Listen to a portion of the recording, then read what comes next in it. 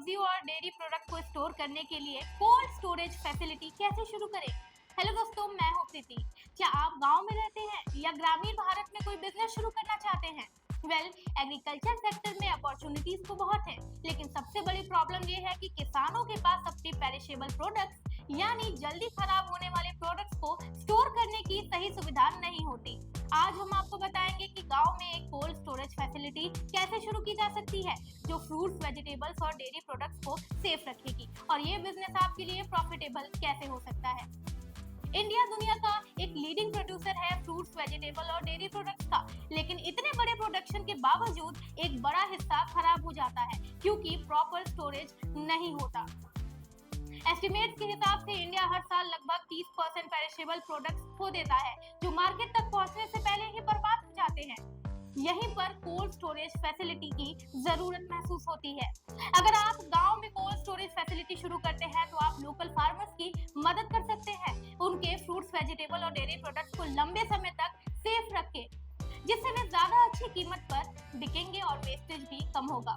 Cold storage की demand गांव में तेजी से बढ़ रही है। फार्मर्स को फ्रूट्स एंड वेजिटेबल्स और डेयरी प्रोडक्ट्स जैसे मिल्क, कर्ड और घी को फ्रेश रखने के लिए ऐसी फैसिलिटीज की सख्त जरूरत है। अगर आपके पास कोल्ड स्टोरेज फैसिलिटी होगी तो आप फार्मर्स से डायरेक्टली जुड़ सकते हैं और उनके प्रोडक्ट्स को लंबे समय तक स्टोर कर सकते हैं। फल और सब्जियों की डिमांड के साथ स्टोरेज की आवश्यकता बढ़ रही है। कोल्ड स्टोरेज बिजनेस से आपको स्टेडी इनकम तो मिलेगी ही, साथ ही आप गांव के फार्मर्स और छोटे ट्रेडर्स को भी काफी सपोर्ट कर पाएंगे। ये विन विन सिचुएशन है। कोल्ड स्टोरेज शुरू करने के स्टेप्स।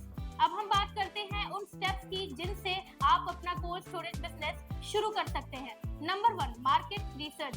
सबसे पहले आपको लोकल क्रॉप्स और डेयरी प्रोडक्शन की जानकारी कलेक्ट करनी होगी। ये जाने कि कौन कौन सी क्रॉप्स ज्यादा उगाई जाती है और कौन सी जल्दी खराब होने वाली होती है।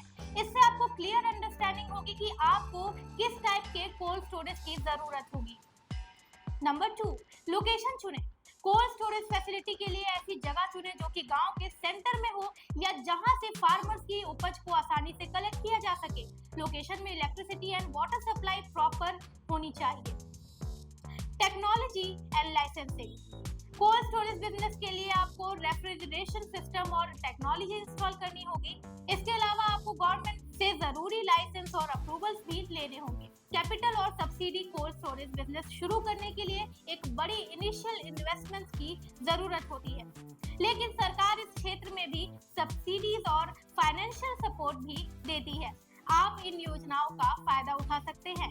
प्राइवेट इन्वेस्टर्स या बैंक से लोन भी लिया जा सकता है। नंबर 5, स्टाफ और ऑपरेशंस। बिजनेस को स्मूथली रन करने के लिए आपको ट्रेन स्टाफ की जरूरत होगी जो प्रोडक्ट्स को सही टेम्परेचर पर स्टोर करते हैं और पूरे सिस्टम को मैनेज करते हैं। कोल्ड स्टोरेज बिजनेस में प्रॉफिट की काफी अच्छी संभावनाएं होती हैं। आप फार्मर्स और ट्रेडर्स को स्टोरेज स्पेस रेंट पर देकर स्टेडी इनकम कमा सकते हैं। फ्रूट्स और वेजिटेबल्स की डिमांड साल भर बनी रहती है और डेयरी प्रोडक्ट्स की सप्लाई भी कांस्टेंट रहती है, इसलिए ये एक लॉन्ग टर्म बिजनेस बन सकता है। कोल्ड स्टोरेज का बिजनेस ना सिर्फ आपके फायदे का सौदा है बल्कि गांव के फार्मर्स के लिए भी एक बड़ी मदद साबित होगी।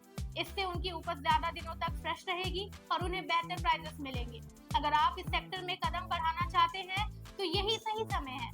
तो दोस्तों, आई होप कि ये वीडियो आपको अच्छा लगा होगा। ऐसे ही बिजनेस वीडियोस मैं लेकर आती रहूंगी आपके पास, लेकिन तब तक के लिए देखते रहिए my big offer. Thank you.